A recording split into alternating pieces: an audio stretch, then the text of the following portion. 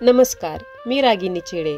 रंग अंतरंगातले या यूट्यूब चॅनलवर तुमचं मनापासून स्वागत करते. सुंदर जगण्यासाठी या प्रेरणादायी पुस्तकातून आज आपण साक्षात्कार करणार आहोत एका महत्त्वाच्या विषयाचा, तो म्हणजे प्रतीकांचा. आपल्या सभोवतालचं जग केवळ दृश्य गोष्टींवर उभं नाही, तर त्या गोष्टींमागील अर्थ, भावना आणि प्रतीक यावर उभं आहे. एखाद्या समयीतला प्रकाश, एखाद्या ध्वजातील रंग किंवा एखाद्या साध्या फुलातील निखळपणा ही सगळी प्रतीकं आहेत, जी आपल्याला जगायला शिकवतात. या लेखातून यशवंत पाटणे आपल्याला घेऊन जातात अशा प्रतीकांच्या अर्थगर्भ प्रवासात, जिथे दृश्याला अधोरेखित करतं विचार आणि कृतीला दिशा देतं भावार्थ. चला तर अनुभवूया प्रतीकांच्या अदृश्य परंतु प्रभावी सामर्थ्याचा गूढ आणि सुसंवादी अर्थ. प्रतीके. प्रत्येक संस्कृतीमध्ये अनंत अर्थ सामावलेली प्रतीके दिसतात. भारतीय संस्कृतीमध्ये अनेक प्रतीके आहेत. महावृक्ष हे महापुरुषांचे प्रतीक आहे. स्वतःच्या मस्तकावर ऊन, वारा, पाऊस घेऊन पांथस्थाला सावली आणि फळे देणाऱ्या वृक्षाचे व्रत महापुरुषांनी स्वीकारलेले दिसते. जमिनीवर जगणाऱ्यांना छाया देणारा, आकाशाच्या रहिवाशांना माया देणारा, पायथ्यापासच्या तृणांकुराला वत्सल्य स्वराने धीर देणारा असा हा निसर्गनायक, परिसराचा तारणहार, पृथ्वीचा पुत्र, नक्षत्रांचा सांगाती. कमळ हे भारतीय संस्कृतीचे प्रतीक आहे. तरंगणारे, चिखलात उगवून चिखलाचा गुणधर्म न घेणारे कमळ अलिप्त पदाची महती सांगते. ईश्वरी अवयवांना देखील कमलवदन, कमलनयन, पदकमल असे संबोधले जाते. स्वस्तिक हे कल्याणाचे, भलेपणाचे, शुभदर्शक प्रतीक आहे. मंदिराच्या प्रांगणात दिसणारे कासव हे संयमाचे, वात्सल्याचे प्रतीक आहे. चंदन हे त्यागी वृत्तीचे प्रतीक आहे. सूर्य हे चैतन्याचे प्रतीक आहे. मूर्ती हे मांगल्याचे प्रतीक आहे. तिरंगा ध्वज हे सर्व धर्म ऐक्याचे प्रतीक आहे. त्यातील रंग त्याग, पवित्र आणि समृद्धीचे प्रतीक आहेत.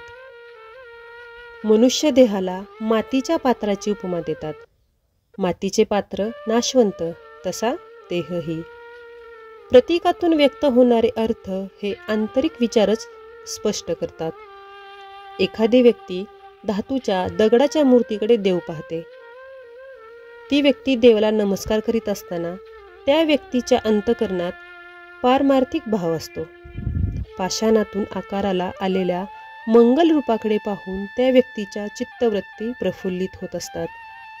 त्या व्यक्तीसाठी तो धातू नसतो, दगड नसतो, केवळ मूर्ती असते. लहान मुलांना अक्षरलेखन शिकवताना ग गणपतीचा, ब बदकाचा सांगितले जाते, तर अंकगणित शिकवताना गाईला पाय 4 आणि हाताची बोटे 5 घोकून घेतले जाते.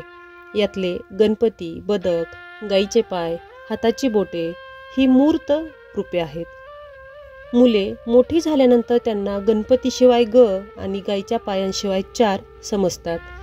पण समज येण्यासाठी, अमूर्ताकडे जाण्यासाठी प्राथमिक स्तरावर मूर्त प्रतीकांची गरज असते. आपण मंदिरातील सगुण साकार मूर्तीला नमस्कार करूनच सद्गुण, सदाचाराकडे जात असतो. मूर्ती हे प्रेरक शक्तीचे प्रतीक आहे. स्वामी विवेकानंदांना अलवार संस्थानाच्या महाराजांनी मंगलसिंहांनी असा प्रश्न विचारला, माझा मूर्तीपूजेवर विश्वास नाही. लाकडे, माती आणि दगडात देव असू शकतो का? स्वामीजींनी राजेसाहेबांचे भिंतीवर टांगलेले छायाचित्र सेवकाकरवी काढायला सांगितले आणि तिथे उपस्थित असलेल्या सरदारांना त्या राजेसाहेबांच्या छायाचित्रावर थुंकायला सांगितले. पण कोण करणार हे साहस? कोणीतरी चाचरत उत्तर दिले, हे भलतेच माझ्या हातून कसे होईल? ही तर प्रत्यक्ष आमच्या महाराजांची प्रतिमा. स्वामीजींनी सांगितले, पण महाराज प्रत्यक्ष त्यात नाहीत, तो निव्वळ निर्जीव कागद आहे. राजेसाहेब चक्रावले. त्यानंतर स्वामीजींनी स्पष्ट केले, महाराज, या छायाचित्रात तुम्ही सदेह नसूनही विराजमान आहात. हे छायाचित्र पाहून आपणच प्रत्यक्ष डोळ्यांसमोर येता. भाविक माणसंही असाच मूर्तीत ईश्वर पाहतात. भक्त कधी असे म्हणत नाही, हे दगडा तुझी आम्ही पूजा करतो, हे लोखंडा तू आम्हाला संपत्ती दे. अमूर्त कोणी पाहिले नाही की चाखले नाही, तरी ज्ञानदेव आपल्या ग्रंथाला अमृतानुभव नाव देतात. तर नामदेव अमृताहून गोड नाम तुझे देवा असे म्हणतात.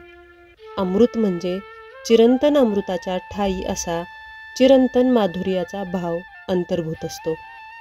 ओम ही परमेश्वराची वाङ्मयीन मूर्ती आहे असे साने गुरुजी म्हणतात. ओम या अक्षराच्या उच्चारात मंगल भाव जागविण्याचे सामर्थ्य आहे. मनातील विचारांचे प्रतिरूप म्हणजेच प्रतीक.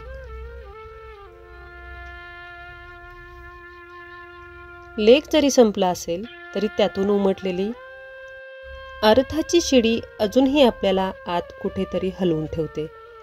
प्रतीक म्हणजे केवळ बाह्य चिन्ह नाहीत, ती आपल्या आठवणींची, श्रद्धेची आणि संस्कृतीच्या नाजूक धाग्यांची गुंफण असते. जीवनातील प्रत्येक क्षणात अशीच काही प्रतीकं आपल्याला जागं ठेवतात, माणूस म्हणून आणि संवेदनशील जीव म्हणून. धन्यवाद. रंग अंतरंगातले या साहित्यिक चॅनलला तुम्ही दिलेला प्रतिसाद आम्हाला प्रेरणा देतो. कृपया या प्रवासात साथ द्या. लाईक करा, शेअर आणि सबस्क्राईब करायला विसरू नका. आपण पुन्हा भेटूच एका नव्या आशय गर्भलेखासह.